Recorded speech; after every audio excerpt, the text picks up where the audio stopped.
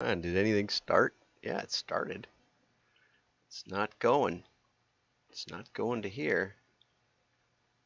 Let's try reloading it.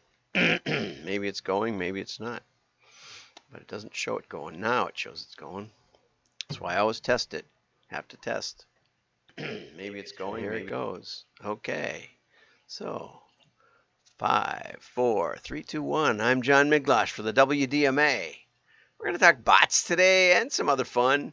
And first, we're going to start with the binge, which I don't know much about, but they got a real nice commercial.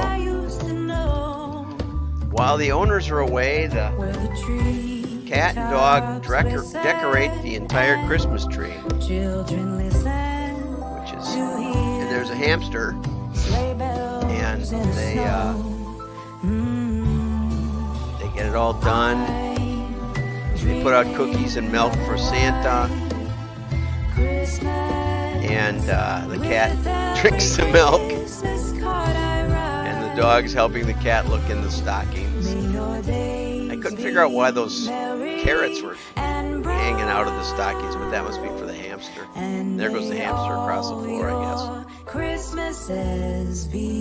And that's so nice.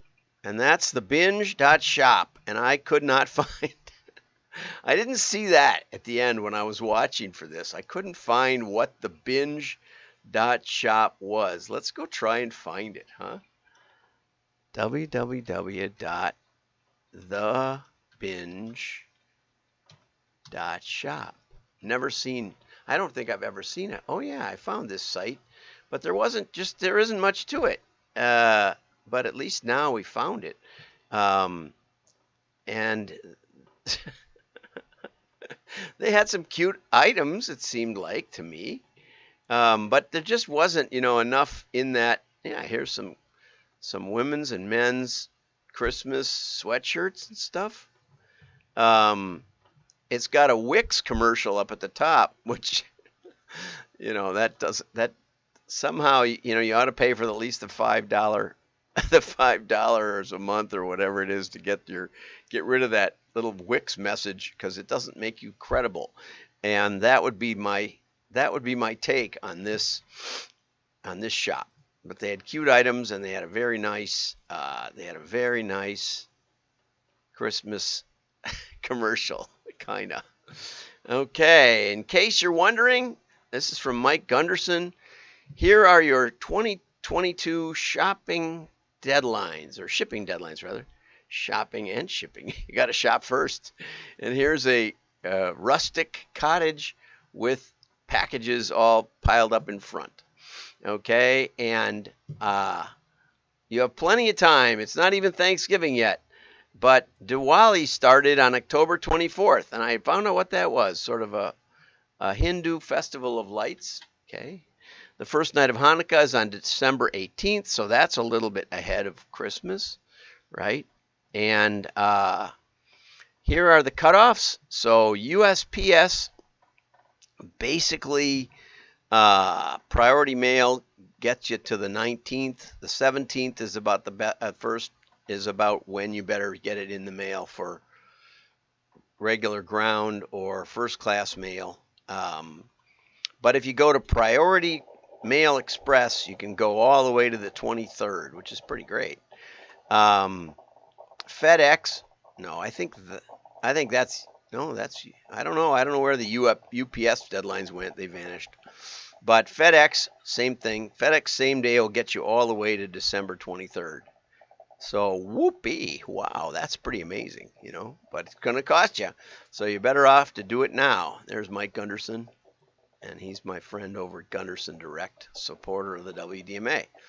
Okay, so I saw this article in LinkedIn. Dr. Augustine Fu, I follow, and I encourage you to follow him, independent fraud researcher.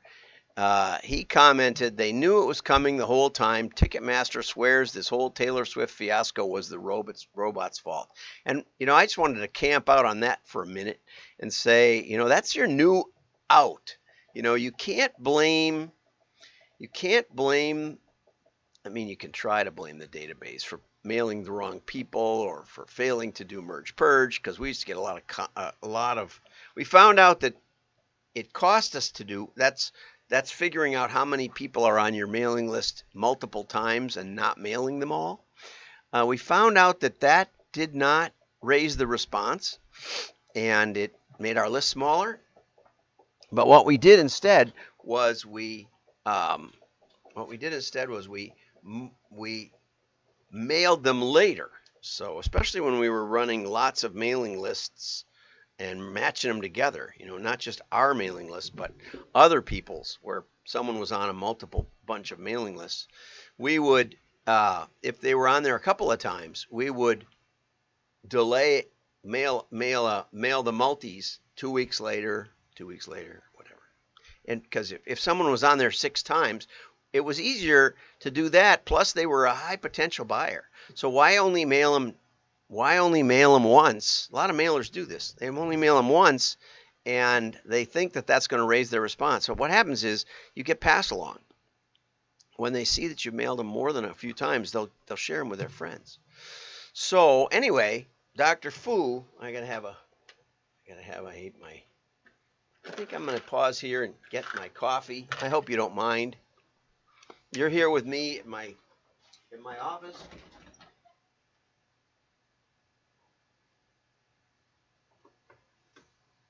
So here I am over here. I haven't left yet. And you can say, nobody does live streams like this, John. Yeah. You can't get too uptight about live streams. You got to just, if you need some coffee, you need some coffee, right? So anyway, there was a Ticketmaster fiasco where Taylor Swift is doing her first concert tour in 5 years. She's got a new album out, and I can't whistle any of the songs. I remember one of her albums, a couple of the songs about haters are going to hate, and then there was another one called Step Up, which I remember.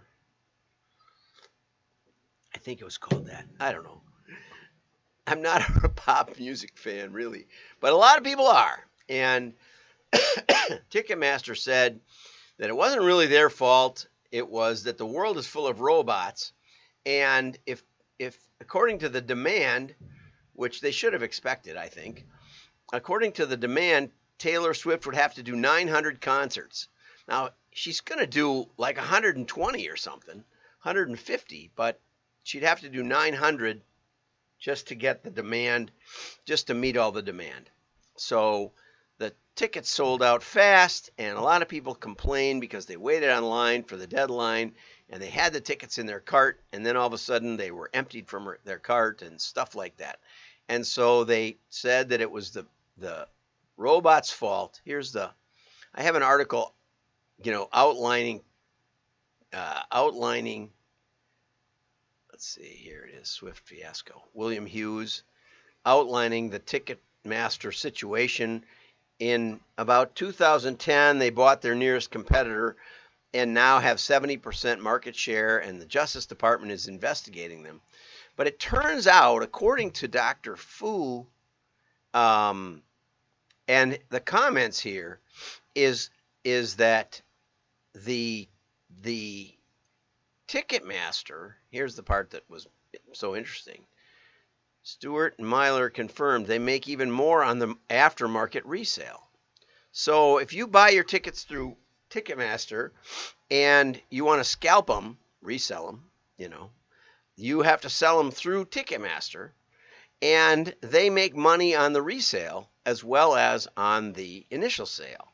So they have a vested interest in letting the bots get first dibs, because whoever's running the bots will get multiple tickets and will be able to resell them at a higher price, which Ticketmaster will then make another margin on. So they make margin on the resale and the initial sale, whereas a person would actually show up, which was the point that Domenico made.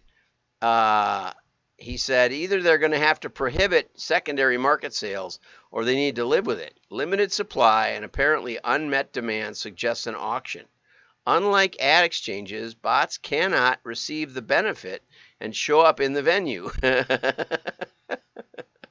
But the bots work for somebody, and the person they work for can take that ticket that the bot managed to snatch up and resell it for a higher amount of money, making the differential for basically no work, only bot work.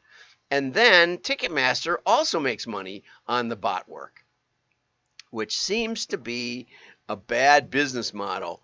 So if you're feeling sorry for Ticketmaster botching this, and Ticketmaster, that was over here, Ticketmaster blamed the bots. Oh, she'd have to do 20 times the number of shows. So she's not doing 100. She's doing like 50, okay, or something. 50 times 20 is 100 or 1,000.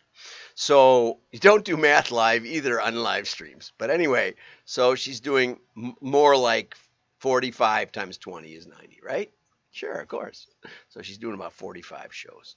But she'd have to do 900 shows, one every night for 2.5 years, if she wanted to meet all the demand. But one of the funny parts is that I thought it was in this article, but maybe it's over here, where they mentioned the KFC bot debacle. Yeah, KFC blamed the bots for its snafu. So now the bot is the new butler, and whenever something goes wrong, the bot did it. And I thought, so if you're thinking of putting in bots, at least it gives you someone to blame. And we covered that. KFC. They sent out social media messages for Kristallnacht, which was a very sad day in all of human history, if you ask me. But they said you could celebrate it, and it's not the bot's fault. It's the fault of whoever had the list of holidays, right? Have a great day. Like and share. Look forward to Thanksgiving with my family. You'll see me tomorrow, and that'll be it. So